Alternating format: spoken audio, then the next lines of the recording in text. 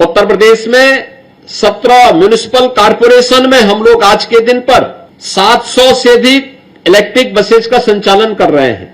पहले electric buses जो बनती थी ये भी हमें बाहर से मंगानी पड़ती थी। अब मुझे बताते हुए प्रसन्नता है कि दो इलेक्ट्रिक बस मैन्युफैक्चरिंग के प्लांट यूपी में स्थापित हो चुके हैं।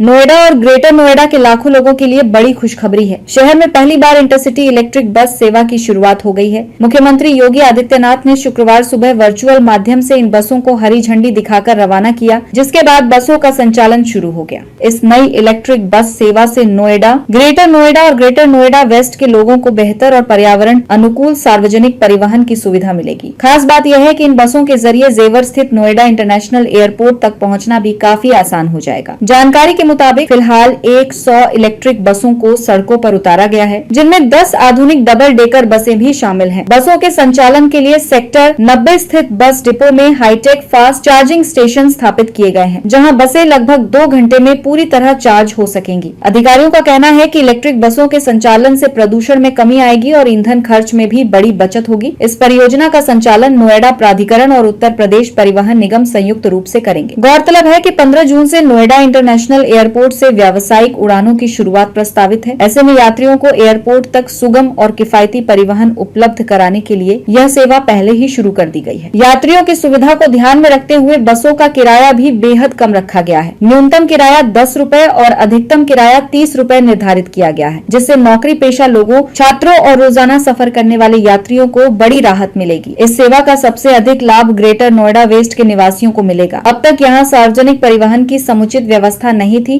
और लोगों को ऑटो या कैब पर निर्भर रहना पड़ता था। इलेक्ट्रिक बस सेवा शुरू होने से लाखों लोगों को पहली बार नियमित और सुलभ पब्लिक ट्रांसपोर्ट की सुविधा मिलेगी। उम्मीद की जा रही है कि इससे निजी वाहनों पर निर्भरता कम होगी, ट्रैफिक का दबाव घटेगा और शहर में स्वच्छ एवं आधुनिक परिवहन व्यवस्था को बढ़ावा मिलेगा। बहुत बड़ी लंबित मांग थी, खासतौर पर नोएडा की स्थितियों को देखते हुए।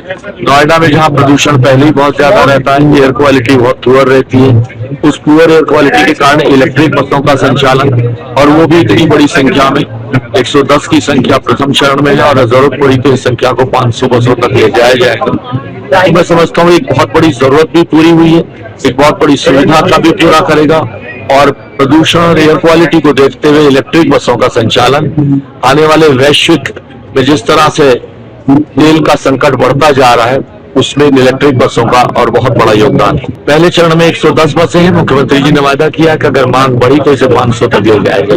उत्तर प्रदेश में 17 म्युनिसिपल कॉरपोरेशन में हम लोग आज के दिन पर 700 से अधिक इलेक्ट्रिक बसेज का संचालन कर रहे हैं। गौतम बुद्ध नगर जनपद इससे वंचित था और अब सरकार ने तय किया है कि वहां पर भी हम आज इस सुविधा को प्रारंभ करेंगे और 15 जून तक इस बेड़े को 110 तक पहुंचाएंगे। इसके बाद अगर डिमांड होगी तो वहां पे इस बेड़े को हम 500 तक पहुंचाने के एक बड़े लक्ष्य के साथ काम कर रहे हैं। पहले इलेक्ट्रिक बसेज जो बनती थी ये भी हमें बाहर से मंगानी पड़ती थी। अब मुझे बताते हुए प्रसन्नता है कि दो इलेक्ट्रिक बस मैन्युफैक्चरिंग के प्लांट यूपी में स्थापित हो चुके हैं।